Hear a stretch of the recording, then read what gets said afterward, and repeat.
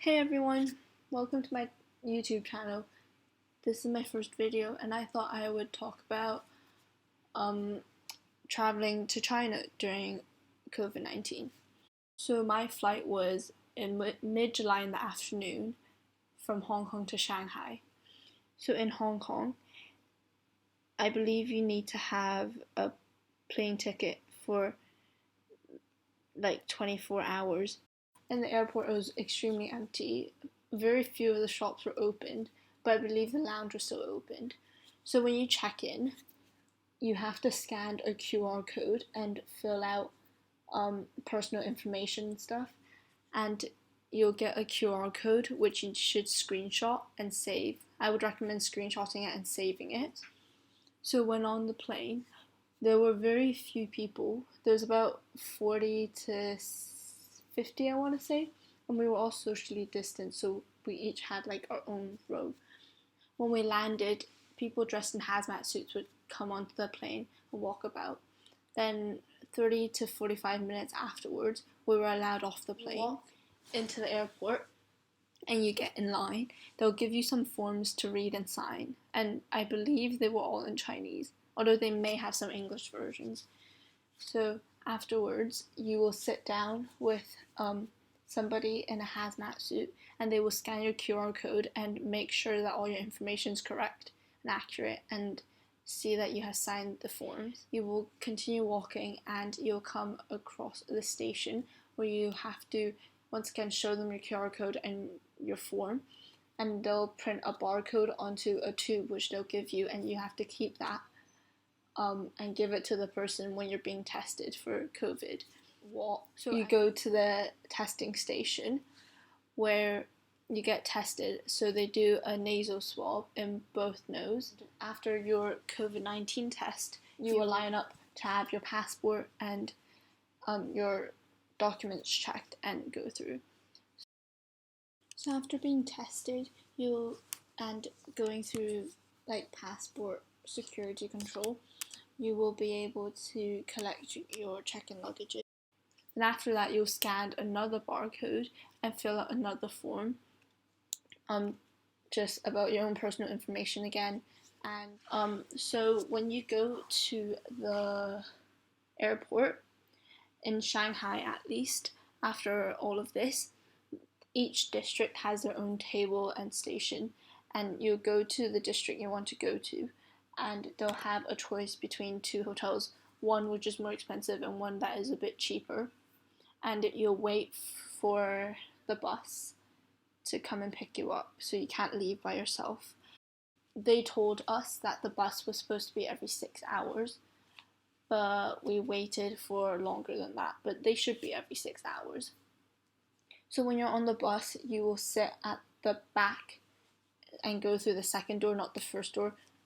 And when you get to the hotel, there'll be more forms for you to read and sign, and they'll also take your temperature again.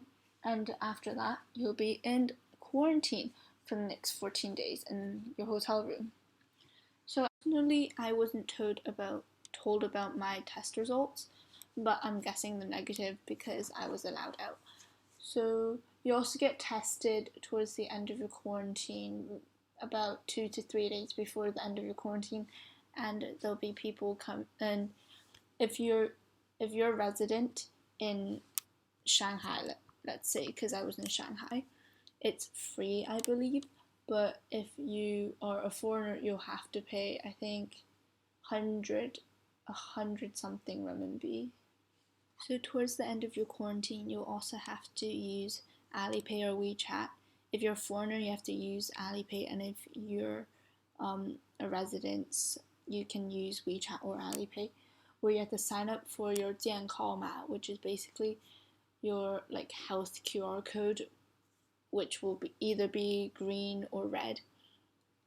If it's green, then you'll be allowed into like buildings and stuff, and you can go about after your quarantine. But if it's red, I believe you have to contact the authorities. But if you sign up for it before your quarantine ends, it usually will be red. Because, for example, I signed up the night before my quarantine ended and it was red, but by the morning it turned green. So don't get too worried if it's red and you can always ask the hotel people after you have finished your quarantine. So here are some apps I would suggest getting, which you will need either to communicate or so forth. So the first one would be WeChat, of course. It's a messaging app which you will need to use to inform your hotel about your temperature, and you can ask questions, etc. in the group. WeChat, you can also pay through WeChat and scan QR codes, etc. and get your health QR code on there. The second app I would suggest getting is Alipay. It's basically an app which you can also pay for services online and in store, and you also get your health code on there. In China, the society has gone basically cashless, so you will pay using either Alipay or WeChat Pay. So it'd be good for you to get both of these apps. Another app I got was Ele.me and Hema and Meituan, because in quarantine I was ordering quite a bit of food. You can either order the food with the hotel and they'll deliver at a certain time, or you can order it by yourself and they'll deliver it as well.